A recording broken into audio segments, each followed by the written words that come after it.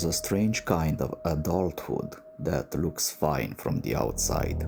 You function, you work, you even smile, but inside, your nervous system is still living in a room it escaped years ago. Childhood trauma doesn't always show up as memories. Sometimes it shows up as patterns, hypervigilance, people-pleasing, emotional numbness, sudden anger, or a deep belief that love must be earned.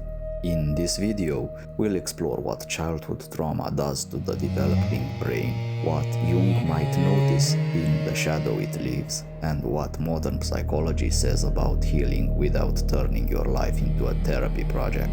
A child doesn't experience the world the way adults do. A child's brain is under construction, especially the systems that regulate fear, attachment, and emotion. In early life, the nervous system learns a single fundamental lesson. Am I safe? And do I matter? If the answer is mostly yes, the brain wires itself around curiosity, trust, and emotional flexibility. If the answer is no, the brain adapts because it has to. And here's the key: for a child, adaptation becomes identity. What begins as survival becomes personality. The child doesn't think, my home is chaotic. The child thinks, I am the chaos, or love is unpredictable, or worse, I caused this. When people hear trauma, they imagine extreme events. But in psychology, trauma often means something simpler. An experience that overwhelms the child's ability to cope, especially when they're alone with it. Here are 3 common patterns that can leave deep marks. Emotional neglect. Not being seen, not being comforted. Food exists, a roof exists, but emotional presence doesn't. The child learns, my needs are inconvenient. Second, unpredictability and fear. A parent who explodes, disappears, drinks, shames, or switches moods without warning. The child learns hypervigilance, scanning the room, reading microsignals, bracing for impact.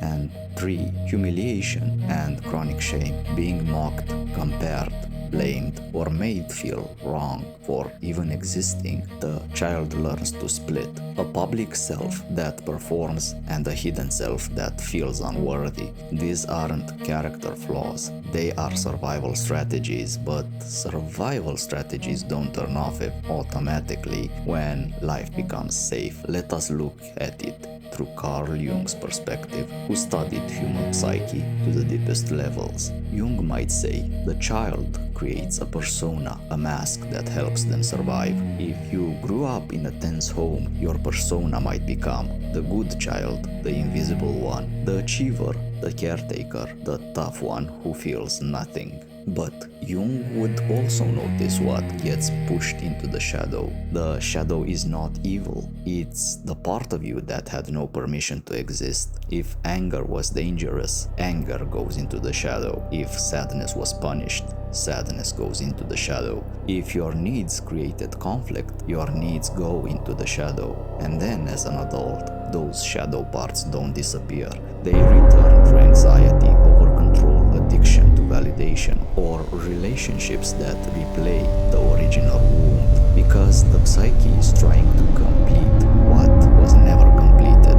Jung might sit across from you and observe something quite devastating. You are not living from desire, you are living from defense. You could also see a biblical parallel here.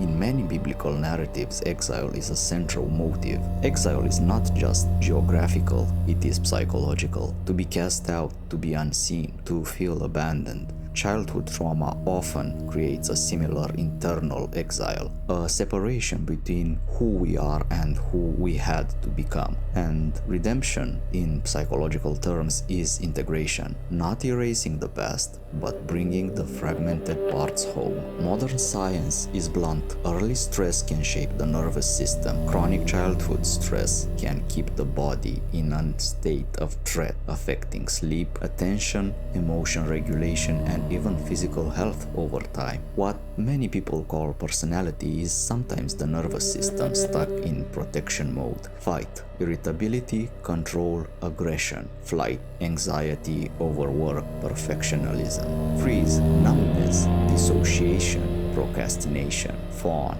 people-pleasing, self-abandonment. Modern frameworks talk about attachment too. If safety and comfort were inconsistent, the adult may crave closeness but fear it at the same time, or avoid intimacy entirely because intimacy feels like danger. And the most important part, the brain can change. It's not instant, but it's real. Healing isn't forgetting, it's learning safety in the body consistently enough that your patterns stop feeling necessary. You don't need celebrities for this to be real because you've met those people. The friend who seems strong but can't relax, the successful person who can't feel joy, the one who keeps choosing toxic partners and calls it chemistry, the one who can read everyone's mood in seconds because they learned that skill as a child. Sometimes childhood trauma creates adults who are impressive, but the cost is invisible.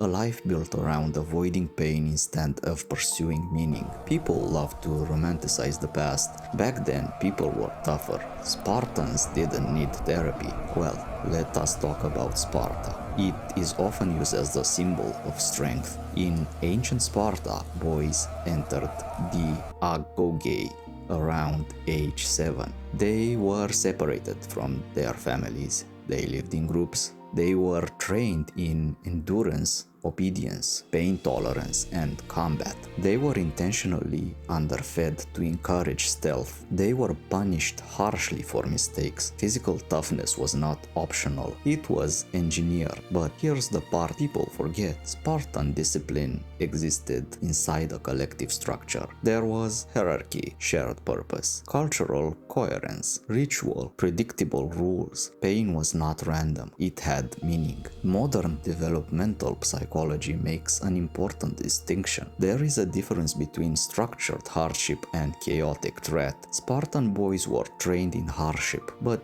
many traumatized children grow up in unpredictability, and this unpredictability is far more damaging to the developing nervous system than controlled adversity, because the child cannot prepare, cannot anticipate, cannot trust. Sparta created warriors, but chaotic homes often create adults who are still fighting battles no one else sees. But there's a difference between discipline and developmental trauma. Yes, humans can endure hardship, but unpredictable hardship within a supportive tribe is not the same as unpredictable fear inside your own home. A child can handle pain better than chaos, because chaos breaks trust. Modern life has new stressors, screens, isolation, pressure to perform, but it also gives us language, tools, and awareness. The goal is not softness, the goal is resilience without losing your nervous system to survival mode. So, if you grew up in a difficult environment, you may feel like your patterns are you,